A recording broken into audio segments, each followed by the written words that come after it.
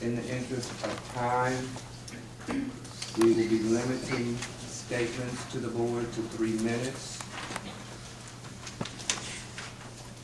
The first person signed up is Mr. Al Katzenberger. All those people are not going to speak.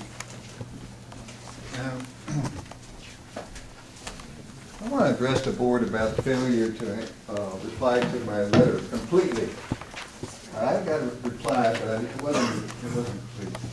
One of the things I mentioned was that, and it's happening with the fire department and the police department, there's what they call blue shirts and white shirts. What's happening is that they're pointing out that the white shirts are gouging and spiking the system. If they're doing that, the same thing is happening here, because there's 140 some retirement systems in the state of Missouri. I want to know if that's happening in this district. Why should somebody be able to get just to, go down there, be buddy-buddy with the administrator, get that 3 years at the last? They haven't been paying in all that time. They only been paying in like that last 3 years. And then they get the top pensions. It's unfair. The other thing is I asked for a breakdown. Just public information. How many people only receive $100? How many only receive $200? How many only receive $300? All the way down, showing breakdown in numbers of hundreds. It's understood that some people in this district don't even get $100 a month from the retirement board. The other thing I like to do, I just received this newsletter, and I took it with me. I had it in my pocket. I was going to read it. And it was at my grandson's recreation center, and there were adults there too. And I read these definitions off to them, and I did a true and false thing. I said true and false. Like the first one here, a member, active member, true or false. A person who is an employee of the system. I said, is it true or false? Most of them, raised their hand. Now, some of the children didn't understand it, but most of them raised their hand and said true. Okay. When I got down to teacher, any teacher, substitute teacher, supervisor, principal, supervising principal, superintendent, assistant superintendent, who shall teach or be employed for a full-time basis in public schools of the district or charter schools. I said true or false?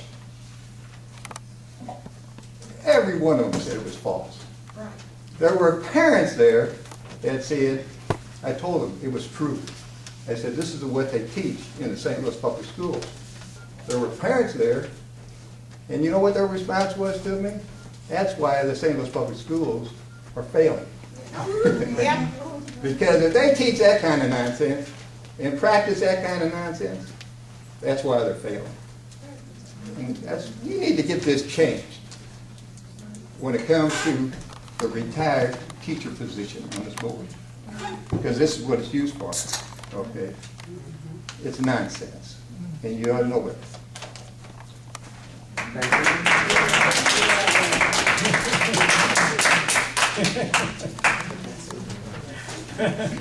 The next person signed up is Steve Fuchs. Thank you. I was struggling with that.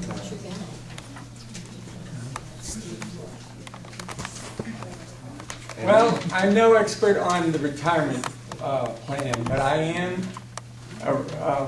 in the retired teachers. I was a social worker for the school district, and I'm a retiree. And I think my story is probably less serious than many other people. But I am on 6 medications, and some of those medications there's no generic for them, and I have to be on them to stay out of pain. There's one, our medical plan, the medical plan that I was on was the top one. That jumped something like $60, isn't it? 60? And I think $70, it jumped $70. And I think in the 4 years that I've been retired, it's done that several times, hasn't it? Yes, every year. Every year. Every year this is happening. Now, if there's no increase in our income, how in the world can we deal with this? You see by our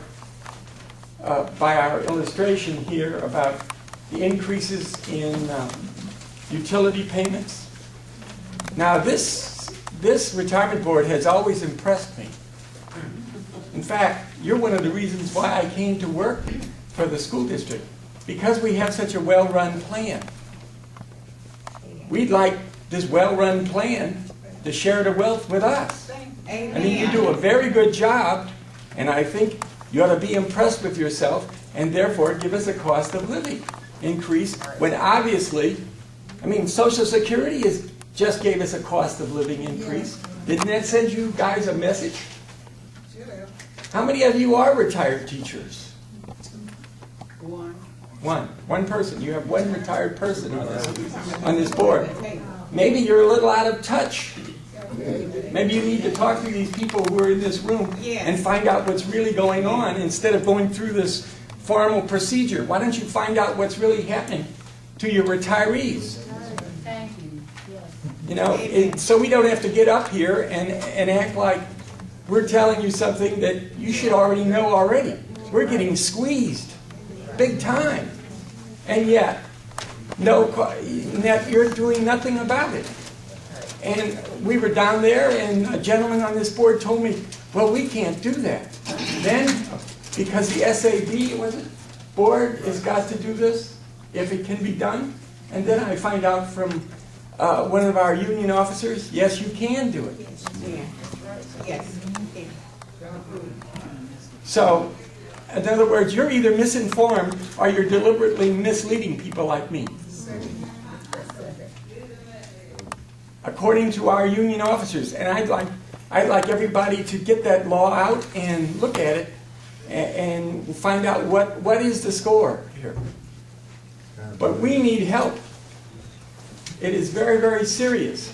And this is a very well-run board. I don't think what we're asking for is going to do you in.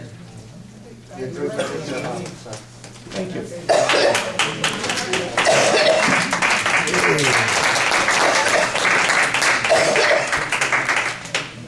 Pat Lawson is next.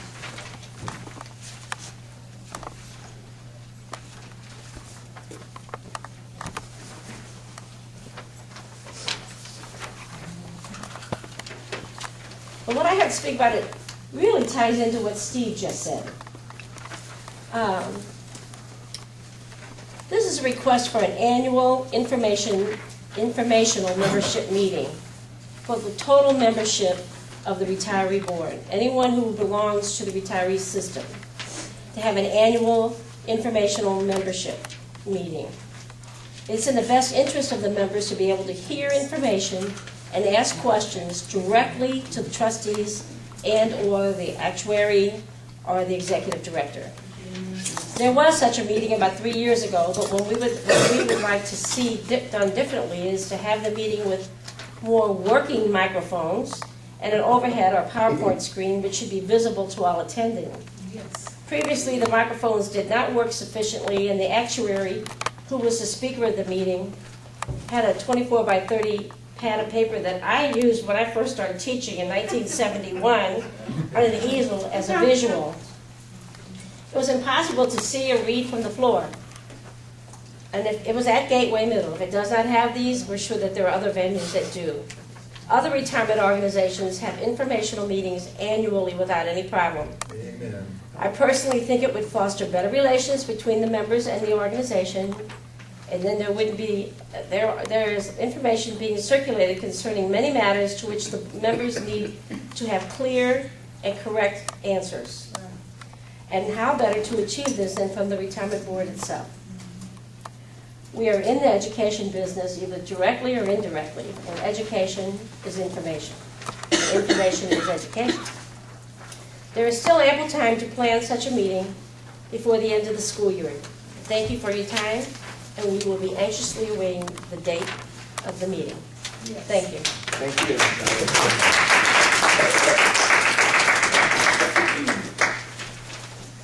Jim Hamilton.